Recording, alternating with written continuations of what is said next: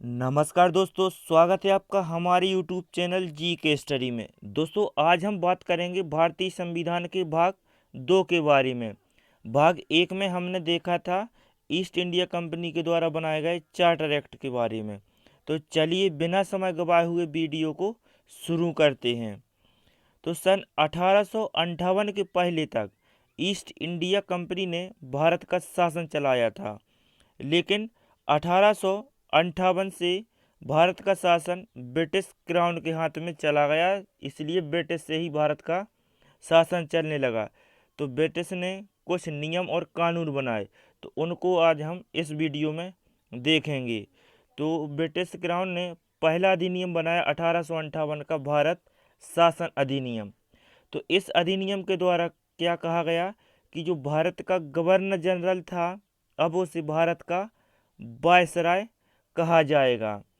पहले बंगाल का गवर्नर था, उसे बंगाल का गवर्नर जनरल कहा गया। फिर बंगाल के गवर्नर जनरल को भारत का गवर्नर जनरल कहा गया। और अब भारत के गवर्नर जनरल को भारत का वायसराय कहा जाएगा। तो लॉर्ड कैनिंग को भारत का पहला वायसराय बनाया गया था।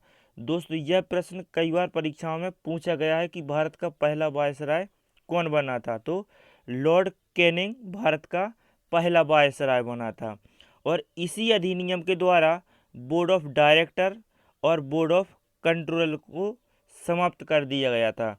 तो दोस्तों, ये दोनों संस्थाएं थीं, बोर्ड ऑफ डायरेक्टर और बोर्ड ऑफ कंट्रोलर, जिनकी स्थापना 1784 के पिटके इंडिया एक्ट के तहत की गई थी।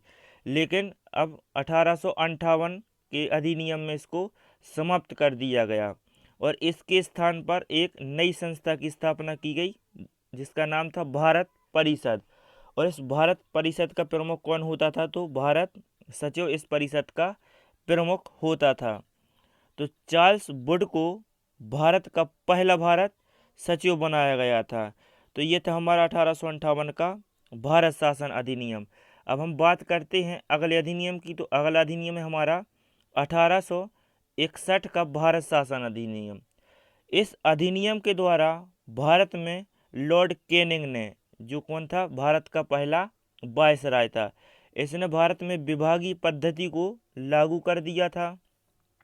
और इसी अधिनियम के तहत वायसराय को अध्यादेश जारी करने की शक्ति मिल गई थी। इस अध्यादेश की अधिकतम अवधि कितनी थी? तो 6 माह थी इस अध्यादेश की। अभी भी वर्तमान में कोई भी अध्यादेश जारी होता है तो उसकी समय अवधि कितनी है? 6 माह होती है। 6 माह बाद उसे संसद से वो मंजूरी दिलानी होती है। और इसी का अगला पॉइंट है कि विकेंद्रीकरण को लागू किया गया था। 1861 के भारत शासन अधिनियम के तहत विकेंद्रीकरण को लागू किया गया था। और यह विकेंद्रीकरण किसने लागू किया था? तो लॉर्ड रिपन ने। इसलिए लॉर्ड रिपन को विकेंद्रीकरण का पिता कहा जाता है। तो ये था हमारा 1861 का भारत शासन अधिनियम।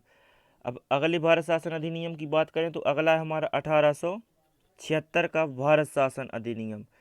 तो इस अधिनियम को हम शाही उपाधि अधिनियम के नाम से भी जानते हैं, क्योंकि इस समय ब्रिटेन की महारानी विक्टोरिया को भारत साम्राज्य की उपाधि से नवाजा गया था। इसलिए इसे हम शाही उपाधि अधिनियम भी कहते हैं। फिर इसके बाद आया था 1892 का भारत शासन अधिनियम। 1892 के भारत शासन अधिनियम में मात्र क्या हुआ कि जो केंद्रीय विधान परिषद बनाई गई थी, जिसमें 12 सदस्य थे। तो यह केंद्रीय विधान परिषद की स्थापना कब करी गई थी? तो 1853 के चार्टर एक्ट के तहत करी गई थी। इसमें सदस्यों की संख्या 12 थी। तो 1892 में भारत शासन अधिनियम आया, इसमें सदस्यों की संख्या 12 से बढ़ाकर कितनी कर दी गई? 16 कर दी गई। तो ये था हमारा 1892 का भारत शासन अधिनियम।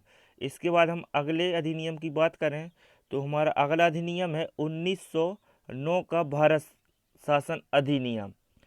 तो इस नियम को हम मार्ले मिंटो सुधार अधिनियम भी कहते हैं, क्योंकि इस समय जो मार्ले है, मार्ले भारत सचिव था और मिंटो भारत का वायसराय था। जो भारत सचिव होता था वो भारत में नहीं रहता था, वो कहाँ रहता था, तो ब्रिटेन में रहता था। जो भारत का वायसराय था उसे हर एक रिपोर्ट करनी होती थी, किसको, भारत सचिव को। और इस लॉर्ड मिंटो ने किया कि मुस्लिम समुदाय के लिए पृथक निर्वाचन पद्धति लागू की थी। पृथक निर्वाचन पद्धति यानी जहाँ मुस्लिम है तो वहीं से मुस्लिम चुनाव में खड़ा होगा और मुस्लिम ही वोट करेगा जहाँ मुस्लिम की आबादी अधिक है। ठीक है, तो ये पृथक निर्वाचन पद्धति। तो इसलिए लॉर्ड मिंटो को सांप्रदायिक पृथक्करण का पिता भी कहा जाता है। और इसी अधिनियम के द्वारा जो केंद्रीय विधान परिषद की सदस्य संख्या कितनी थी, 16 थी। अब इसे 16 से बढ़ाकर कितना कर दिया, 60 कर दिया। ठीक है, तो ये था हमारा 1909 का भारत शासन अधिनियम। अगर हम अगले अधिनियम की बात करें तो अगला अधिनियम है हमारा 1919 का भारत शासन अधिनियम। यह बहुत महत्वपूर्ण अधिनियम है, तो इसको हम बहुत अच्छे से समझेंगे। तो इस नियम को मॉन्टेस्क्यू चेम्सफोर्ड सुधार अधिनियम के नाम से भी जाना जाता है, क्योंकि इस समय जो मॉन्टेस्क्यू है वो भारत सचिव था और चेम्सफोर्ड भारत का वायसराय था। इसलिए इस अधिनियम को मॉन्टेस्क्यू चेम्सफोर्ड अधिनियम के नाम से भी जाना जाता है। और इसी अधिनियम के द्वारा जो के प्रांतों में द्वैध शासन लागू किया गया था। तो पूछा जाता है कि प्रांतों में द्वैध शासन या राज्यों में द्वैध शासन कब लागू किया गया था, तो कब किया गया था, 1919 के भारत शासन अधिनियम के द्वारा। और इसी अधिनियम के तहत भारत में महालेखा एवं परीक्षक का पद लाया गया और लोक सेवा आयोग का गठन किया गया था। और जो वायसराय है, वायसराय की सहायता के लिए एक उच्च आयुक्त का पद आया था। तो दोस्तों अब यहाँ से एक क्वेश्चन और बनता है, 1919 में क्या हुआ था, जलियांवाला बाग हत्याकांड हुआ था। तो प्रश्न पूछा जाता है कि 1919 के जलियांवाला बाग हत्याकांड के समय भारत का वायसराय कौन था। तो भारत का वायसराय कौन था इस समय, चेम्सफोर्ड था। और पूछ ले कि भारत सचिव कौन था, तो मॉन्टेस्क्यू उस समय भारत सचिव था। तो ये था हमारा 1919 का भारत शासन अधिनियम। अब हम अगले अधिनियम की बात करें तो अगला अधिनियम है हमारा 1935 का भारत शासन अधिनियम। तो इस अधिनियम में 312 अनुच्छेद थे और 10 अनुसूचियां थी।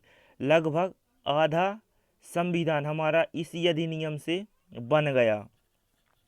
और इसी अधिनियम के द्वारा क्या हुआ, जो म्यांमार है इसे वर्तमान में क्या बर्मा के नाम से भी जाना जाता है, बर्मा बोलते हैं इसे, म्यांमार भी बोलते हैं। तो इसे भारत से अलग करके नया देश बना दिया गया था 1935 के अधिनियम के तहत। और इसी समय सिंध और उड़ीसा 2 नए राज्य बनाए गए थे। और इसी अधिनियम के द्वारा भारत में 1 अप्रैल 1935 को रिजर्व बैंक की स्थापना हुई थी। रिजर्व बैंक को बैंकों का बैंक के नाम से भी जाना जाता है। तो ये था हमारा 1935 का भारत शासन अधिनियम। इसके बाद हम कुछ नोट्स की बात करें तो 1935 के भारत शासन अधिनियम के बाद 1940 में एक अगस्त प्रस्ताव आया था, जिसका विरोध समस्त भारतवासियों ने किया था, जिस कारण से इस प्रस्ताव को वापस जाना पड़ा था। और फिर इसके बाद 1942 में क्रिप्स मिशन भी आया था, इसका विरोध भी सभी लोगों ने किया, तो इसको भी वापस जाना था, वापस चला गया। दोस्तों ये था हमारा संविधान का भाग 2। अब मिल देंगे हम अगले भाग में। अगले भाग में हम क्या देखेंगे, अगले भाग में हम संविधान सभा के बारे में जानेंगे कि संविधान सभा कैसे बनी और किस एक्ट के तहत बनी।